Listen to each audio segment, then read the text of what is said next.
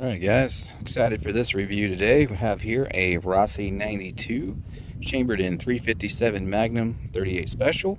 For those who don't know, any gun that's chambered for 357 Magnum, you can also shoot 38 Special through it, just not the other way around. So as I said, this is a Rossi 92. You got the side feed here. This is obviously stainless, which with this reddish wood here I think looks just fantastic. You got the semi buckhorn adjustable ramp rear sight there, 24-inch barrel, and it is the octagonal barrel, which I thought was really cool because not too often, of course this thing doesn't want to focus, there you go, not too often do you see the octagonal barrels in stainless. They're almost always blued, so I thought that was really cool. 24-inch, so we got full-length barrel here. With that, you get this extra long tube magazine there. It's a 12+1 capacity. As I said, semi buckhorn rear, and you got a brass bead front there. Kind of impossible to get this to focus right now, but you can see the rear sight real well there. That front bead does look smaller if this thing would focus, and it just fits in that notch right there. So this one does eject out the top here, and you also have this safety right up here on top as well. Now I am trading him for this, but I'm still grateful that he was able to supply this for the review that we are trading, so grateful for the trade. This is mostly Armscore 357 Magnum.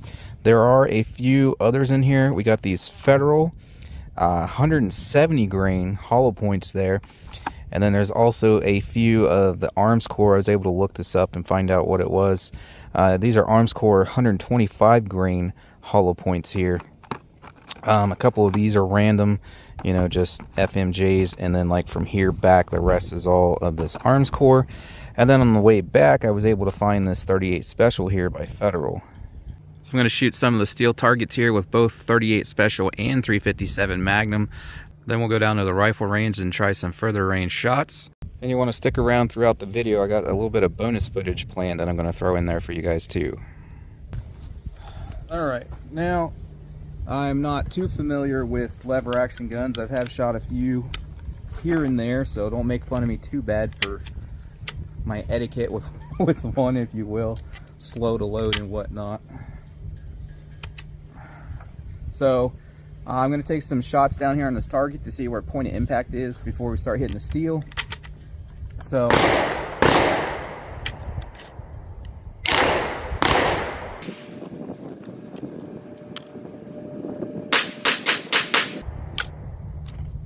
that's what I was talking about. I probably messed that up. Let me try this again. There we go.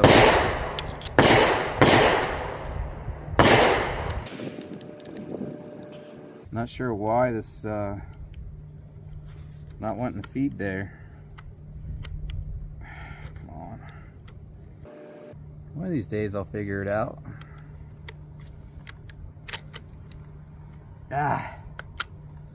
There we go. Maybe the trick is I gotta shove them each all in all the way first. Anyways, take some shots on the target down here. I'll do 3 of the 38 Special and 3 of the 357 to see where we're impacting. That way I know where my hold's gonna be. And of course the height is adjustable here.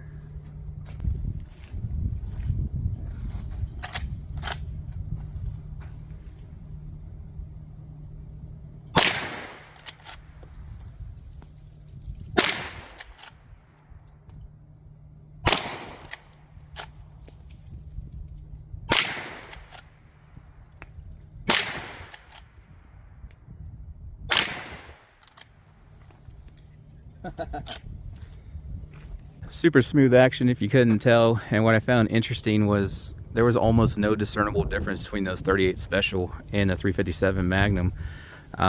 Just a little more muzzle rise, which was very minimal to nothing anyways. These are 890 feet per second, it says, if I didn't have it upside down there and I'm dropping them. 890. But from what I could find, I'm gonna have to look this up. I'll throw it up here because I forgot. I was just looking up these 125s, but I know these Armscore 357 Magnum is a much higher velocity than 890, and I could almost tell no difference whatsoever through that thing. That I probably literally doubled the power, if not more.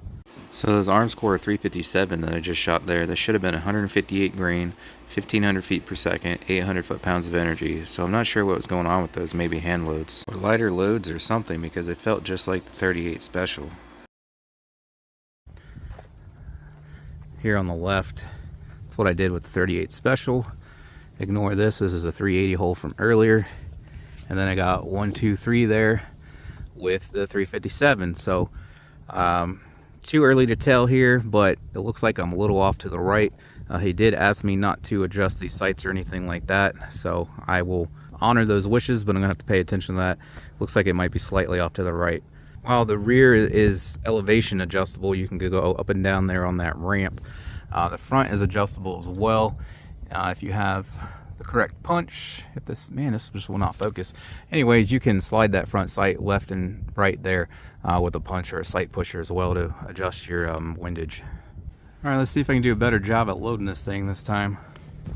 So I'll load up with 38 special, get all these steel down here, and then I'll do the same with 357 Magnum. So I ended up finding out later in this video when I went down to the rifle range that for some reason it just did not like these 38 special rounds. It was very difficult to load them, so I'm not sure if it was the shape of the bullet or the case or what, or maybe just the extra length of 357 Magnum is what allowed it to feed the 357 much better. But at least here this day with the ammo that I brought, I ended up finding out that it was way easier with 357. Try manhandling it.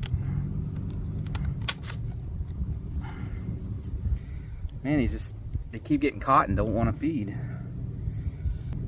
I've never had this much difficulty loading a lever action. Granted, I've never shot a 38 special 357 Magnum, but I have done 44 mag, 30-30, 45-70, and so I don't know if it's just these smaller cartridges are naturally harder to load or what, but although my experience is limited with lever guns, I've not had this much difficulty, so.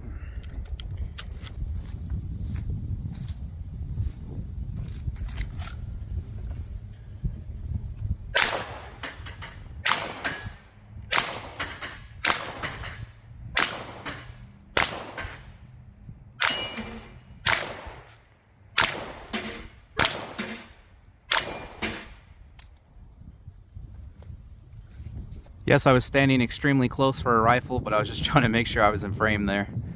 Well, I think I got 12 in there. So anyways, now with a 357 Magnum knocking these steel down, and I'll just stand back here this time, which will make that back row 15 yards.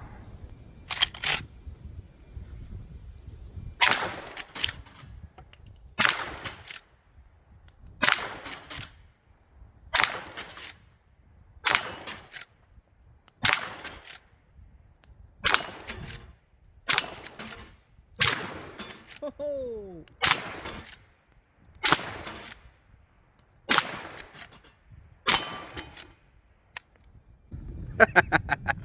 I knew that was coming. I put that mixture of FMJs in there, so I knew someone would be hotter than the others, and hopefully you guys could hear me holler out there when I got that hot one.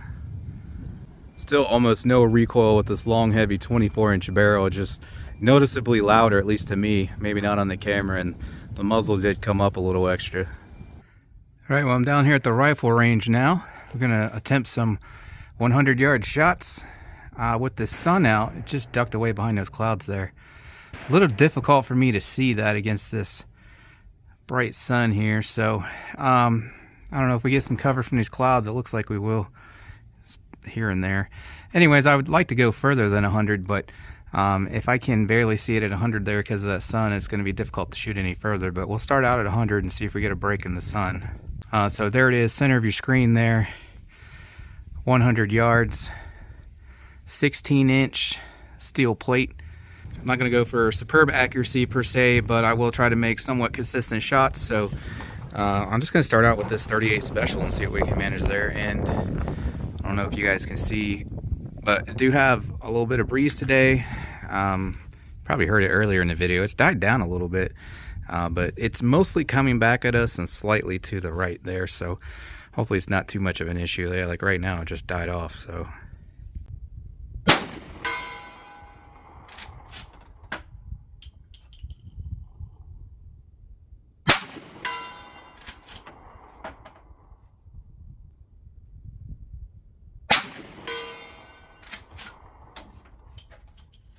Yeah, I don't know. It just, I can see it's all over the plate there. So, and that was with me holding off to the left edge. So it just may not be that accurate with those. So I'll just keep holding off to the left edge there.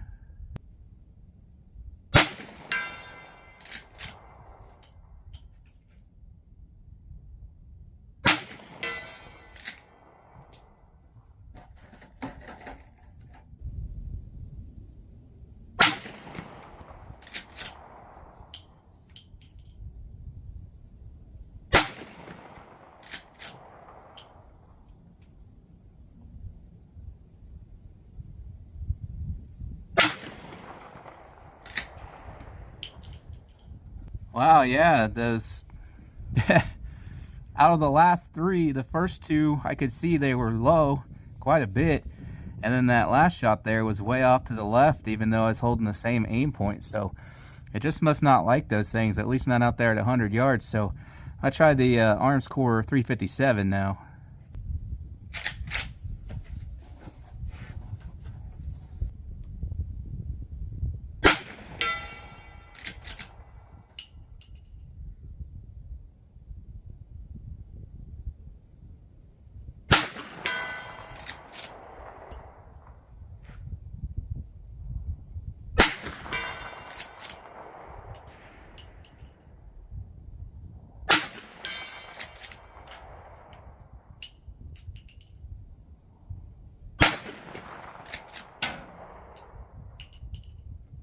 All right, so I was still aiming off to the left edge. That sun is making it very difficult, so my accuracy is going to suffer some.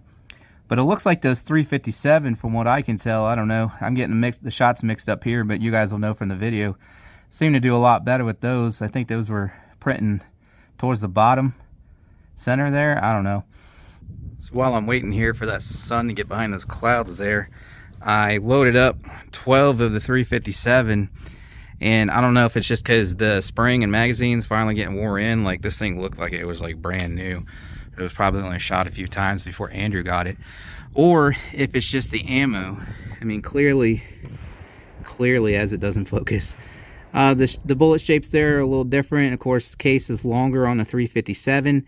But I didn't have any issue getting 12 of those 357 in there. And I've been struggling with the 38 Special there all day. So I forget what that's called, that little cantilever, crimp, whatever it is there at the top of that 38 Special. That is creating a lip there. Okay. Whoops. More so than the lip you'll get from the edge of the brass on this 357 there. So I don't know if that's what's causing the issue, or the case length difference, or like I said, if the magazine is just like breaking in and doing better now. Maybe a combination of both. But at least on these last 12, and they were all 357 that I put in there, these Armscore, I got every single one of them in there without it catching or hanging up on me. So that's something to note there. Like I said in the beginning, I'm sure it would get easier with time, with the springs and whatnot wearing in, but also ammunition selection might have something to do with that as well. Some different types of ammo might get caught up in there, whereas others don't. If you stay tuned just for a few more minutes, I do have some bonus footage for you guys coming up. You definitely won't want to miss that. One thing I wanted to mention, I forgot to talk about the trigger. It has a really good trigger. It's pretty light. Let's take a look at it real quick, if I can get this thing situated right. All right, so we are empty here. Let's see. There's no take up whatsoever.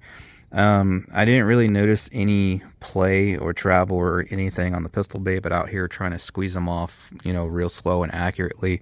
I do notice the smallest amount of creep, if you will, right before where it breaks, and it's very, very smooth though. So let me see if I can capture that here.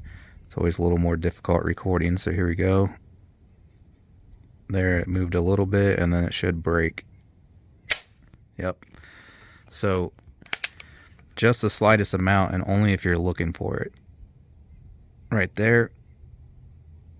I might have got a smidge more. I mean, these are like fractions of a millimeter, and then a break. As for the weight, yeah, it's like 3.5, 4 pounds, so real light trigger on that. I do like the rifle. You know, I think the thing is sexy as hell. That's what I like about it the most, is the looks. It has an excellent trigger, like I said, very high capacity because of that long barrel and long tube, 12+1 again. And like I said, the only issue I had was this 38 just did not want to feed, man. They kept hanging up, but it seemed like with the 357s, I wasn't really having an issue. Still a little more difficult to load for me than the 44. Certainly more difficult than a 30-30 or a 45-70. You know, the bigger the cartridge is, the easier it is to load, I think. So I think just naturally, with it being a smaller cartridge and it's kind of like hard to get your finger in there and whatnot, it's going to be a little more difficult anyways. But I didn't really seem to have that much issue with the 357s. Much less difficulty than you guys seen with the 38 special rounds. Like I said, I'm pretty sure the accuracy is there if you find a load that it likes, the sun's not in your face and whatnot, and you have the rifle zeroed, so I'm sure that's not an issue. So that's my only real negative takeaway, is that it is a little difficult to load, but not too much of a problem with the 357s. Now, I can't remember if I stated in the beginning or not, and I feel really bad if I forgot, but my dude Andrew loaned this to me for the review, so I really appreciate that, man. It's been a blast shooting this thing. I want to thank you guys for watching. If you want to get yourself any of the products you see me use in the video, like the shooting bag, steel target, target stand, earmuffs, and more, links will be in the description. If you guys want to help support the channel so I can keep content like this coming to y'all, you can always leave a super thanks under the video, or you can also join the channel now if you'd like to do the channel membership. I'll probably have Patreon or PayPal up in the description by now as well. I tried to stay away from all that for quite a while, but it is getting rather expensive to continue doing these, and to be quite honest, I'm struggling to keep content coming with the price of ammunition and gel blocks and whatnot and everything, and gas. So I just basically finally caved, and if you guys would like to support the channel, then I've made those options available to you, so links in the description for any avenues of doing that. But I appreciate you watching as always. Bonus footage coming up in T-minus 10 seconds or less. I want to thank you for stopping by, and I hope to catch you on the next one. Alright, so here's your bonus footage I teased at the beginning. I have some leftover ballistics gelatin blocks in here from tests I did earlier today, and I'm going to set those up, and we'll put one of each of these hollow points through it. Again, these are some Federal 170 grain. I'll have all the stats up on the screen for you guys there. So these are actually advertised at 1,240 feet per second, which equates to 580 foot-pounds of energy, but that's from a pistol. Out of a lever gun, I found a publication that tested them from a 18-inch barrel. Now keep in mind we had a 24-inch barrel in this video, and they got nearly 1,800 feet per second, which equates to over 1,200 foot-pounds of energy. So yeah, these hit insane out of a lever action. Pretty impressive rounds, as are these. They are 125 grains. I had a hard time finding information on these, namely because I didn't know exactly what they were, but it's stamped AP on the back, which from my research that should mean Arms Corps Precision or Arms Corps Philippines. But I could not find the hollow point version. The only thing that keeps coming up is just the FMJs. So with that, the FMJs, they're advertised at in the 1,800 foot per second range and the 900 foot-pounds of energy range, which has to be data from a rifle barrel. But I got the chrono there too, so hopefully we can catch some reads on the velocity there. But anyway, so two vastly different loads here. This, like I said, 125 grain by Arms Corps, and then you got this 170 here by Federal. I should have had the stats up already by now, so I guess we'll do the more traditional one first, 125 grain, and then we'll do the Federal. Alright, so I anticipated these potentially flying off the table and landing in the mud here. We don't want that, so I taped them down. Hopefully they'll stay still for us.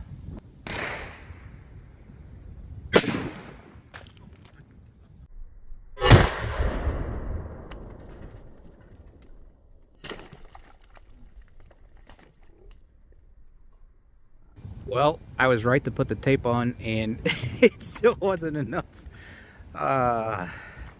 Unfortunately, error on the chrono there.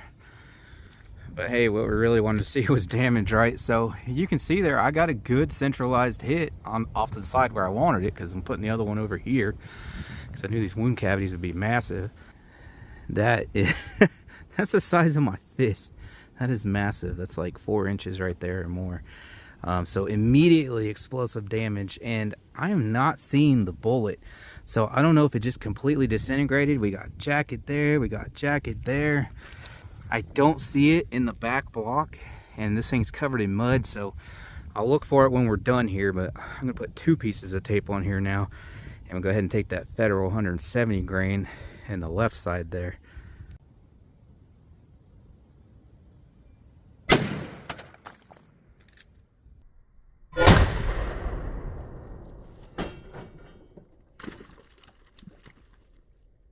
I see my efforts are futile. Again, error. I don't know what's up. On the 40 and 380 gel test I did earlier today with those blocks, I wasn't having any issues getting reads. Now we're getting errors, and I even scooted back a little bit because more powerful gun and just getting errors. So don't know. I think it's about time I replace this thing. It's been through the ringer. So like I said, I was getting reads on the pistol cartridges through the pistols, but I don't know what's up now. Geez. Well, let me dig this thing out of the mud here. All right, so I don't really, yeah. So our entry is right here. Okay, so unlike this 125 that obviously just completely exploded immediately. Nice little varmint round there. This entered here. And I apologize, I don't have any water to rinse this off. I'm actually getting pretty thirsty. It's one of the things I forgot today. I always forget something.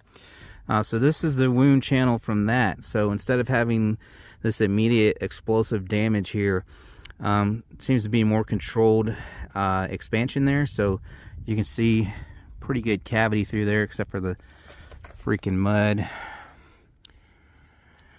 And we do have a capture. It did curve a little, and it's right there, so we just barely caught the freaking thing there.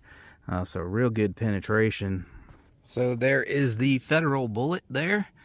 So your expansion then is pretty much going to be 23 inches there, clear to the back of that block there. There, I was able to find a halfway clear puddle back there and rinse this thing off. So, and that's the entry right there. And yeah, I mean, that's pretty big all the way through. So. Alright, I found it. There's what's left of the 125 grain. It's impossible to show you now because the block is in pieces, but it penetrated to a depth of about 9 to 9.5 inches, and there's just not a whole lot left of it. Now, obviously, that was practically point blank range, so further distances, 50 yards, 100 yards, whatever, I'm sure it would have held together better than this and still been a pretty devastating impact. I do plan to do 50, 100 yard and even further gel tests in the coming future. It's going to help a lot to have my own property for that, which I don't currently have, but I do plan on doing those kinds of things with rifles and whatnot, further distances. But these are our results today at point blank. So, you know, this thing's pretty mangled, and excuse the dirty fingers, but I was digging in mud and muddy gelatin. This thing's pretty mangled there, so, you know, over expansion, but again, it's point blank. So, you know, this is actually a hunting round, obviously. So, you know, at further distances, it's not going to peel back quite that well. But I think considering point blank and all that massive tearing and expansion there, that it actually held together pretty well. I'll try to get a retained weight for you guys. Obviously, this one did not. But again, point blank. So I'm sure 50, 75, 100 yards out, you know, that would have a lot more weight retention than that. So your retained weight on the Federal there, that's supposed to be 170 grains, about 154 there.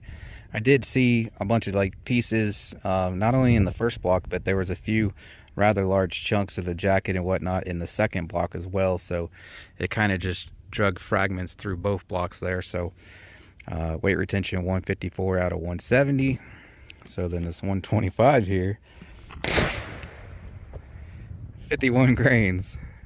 So hard to tell what this Federal 170 grain here would have done at further ranges, you know, if it had not overexpanded and just smeared and teared like that. But with that expansion and all those pedals hanging out and whatnot there from point blank range, basically 0.72, so 72 caliber there, it basically doubled in size. There's no real point in my mind of measuring what's left of that 125, but for those who would have wanted to know, 0.67 there. So anyways, hope you guys enjoyed the bonus footage there. Thanks for sticking around to the end, and I hope to see you on the next one.